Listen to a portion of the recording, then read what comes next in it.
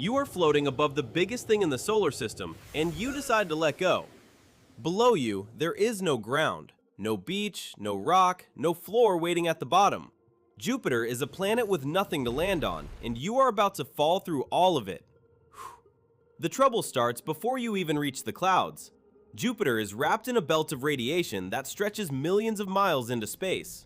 Invisible particles move there at almost the speed of light. They pass straight through metal, straight through a spacesuit, and straight through you. By the time the planet fills your whole window, you have already taken a dose that no hospital on Earth could treat. Then gravity takes over. Jupiter pulls about 2.5 times harder than Earth does. You do not drift toward it, you get yanked. Your speed climbs past anything a human has ever reached. By the time the first wisp of atmosphere touches your boots, you are traveling around 30 miles every second. That is about 50 times faster than a bullet. At that speed, thin gas behaves like concrete. The hydrogen in front of you cannot get out of the way fast enough, so it compresses, and compression makes heat. A shell of glowing plasma forms around your body. It burns hotter than the surface of the sun. A real probe was sent down here once, and its heat shield lost half its weight in a few minutes just holding that fire back. Say you survive that part. The atmosphere drags on you hard, and in about 2 minutes, your speed collapses. You go from 30 miles a second to a slow, steady drop. That is where the strangest part of this fall begins. You are still falling, but it stops feeling like falling at all. The first clouds you meet are white and yellow, made of frozen ammonia. Out here, it is around 200 degrees below zero. From Earth, these clouds look soft, like painted stripes on a marble. Up close, they are canyons of ice fog bigger than continents. You drift into one, the light turns milky, and suddenly you cannot see your own hands in front of your visor. Then the wind grabs you sideways. Jupiter's jet streams move at hundreds of miles an hour, and they never stop because there is no land down there to slow them. You are not blown off course because there is no course. There is no north, no landmark, nothing to be pushed away from. If you fall near the Great Red Spot, you get pulled into a storm wider than our entire planet, and you go around it for days without ever finding an edge. Deeper down, you pass through clouds of water, the same water that falls on your street at home. But here, the storms are hundreds of miles tall. Lightning fires below you, above you, and beside you at the same time. Each bolt is many times stronger than anything Earth has ever produced. For a split second, the whole sky flashes blue, and you see how much empty space is still under your feet. After that, the light starts dying. Sunlight is already weak this far out, and now thousands of miles of clouds sit above you. The blue turns gray, the gray turns brown, and the brown turns to nothing. You are falling in total darkness now, and you have traveled only a tiny fraction of the way down. Now the real enemy shows up. Pressure. Every mile you drop, more gas stacks on top of you. At 100 miles down, the air presses harder than the deepest trench in our ocean. Our best submarines would crumple here like a soda can under a boot. That real probe I mentioned stopped sending signals right about here, less than an hour after it arrived. It did not crash because there was nothing to crash into. It was simply squeezed and cooked until it went quiet. Because compression heats gas, the deeper you go, the hotter it gets. The freezing cold of the cloud tops is gone. A few hundred miles down, it is as warm as a summer day. A little further and it is hotter than an oven, then hotter than lava, then hotter than the surface of the sun. There is no fire anywhere. It is just the weight of a planet pressing down on itself. Here is where Jupiter breaks the way your brain works. On Earth, air sits on top of an ocean, and the ocean has a surface you can touch. Jupiter has no such line.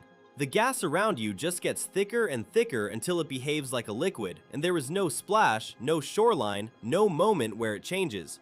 You would never be able to point to the spot where the sky ended and the sea began. That is why nobody can ever land here. Not because the ground is dangerous, but because the ground does not exist. So what happens to a falling body? Something stranger than hitting the bottom. The stuff around you keeps getting denser, and at some point it becomes exactly as dense as you are. The moment that happens, you stop sinking. You do not land and you do not rest on anything. You just hang there, thousands of miles deep, floating inside a planet like a bubble stuck in the middle of a glass of syrup. Falling forever ends not with a crash, but with a stop that never came from a floor. Of course, nothing made of flesh gets that far. Long before then, you are crushed, heated, and torn apart into the same simple atoms as everything else around you. But imagine you could keep going. Around 20,000 miles down, the pressure gets so extreme that hydrogen stops acting like a gas or a liquid at all. It starts behaving like liquid metal. There is an ocean of shining metallic hydrogen down there, bigger than every ocean on Earth combined, and it has never seen light. That metal ocean is why Jupiter is so dangerous in the first place. It spins with the planet, and moving metal makes magnetism, which is exactly what creates those killer radiation belts you pass through at the very start. The danger at the top of your fall was made at the bottom of it. Keep going and you finally reach the center, and even that is a disappointment for anyone hoping for solid ground. Scientists think Jupiter's core is not a hard ball of rock at all. It is more like a fixed smear of heavy elements mixed into the hydrogen around it, blurred out over thousands of miles. Down there, the temperature is somewhere near 50,000 degrees. The pressure is millions of times what you feel standing in your kitchen. Nothing you could build would last a single second. So how do you survive Jupiter? You do not go down. The only way to live near this planet is to stay above it, and that is exactly what our spacecraft do. They loop in from far away, dip close for a few hours, and run back out before the radiation adds up. One craft was even deliberately steered into the clouds at the end of its mission, and it burned away in minutes. That was the safest ending anyone could give it. If you truly wanted to live inside Jupiter, there is only one honest answer: you would have to float. Ordinary air is heavier than hydrogen, so a sealed balloon full of the stuff you breathe would rise in Jupiter's sky instead of sinking. A city could hang there, drifting in the clouds, never touching a surface because there is no surface to touch. It would be freezing outside, the wind would carry it around the planet forever, and it could never come home. That is the part that stays with you.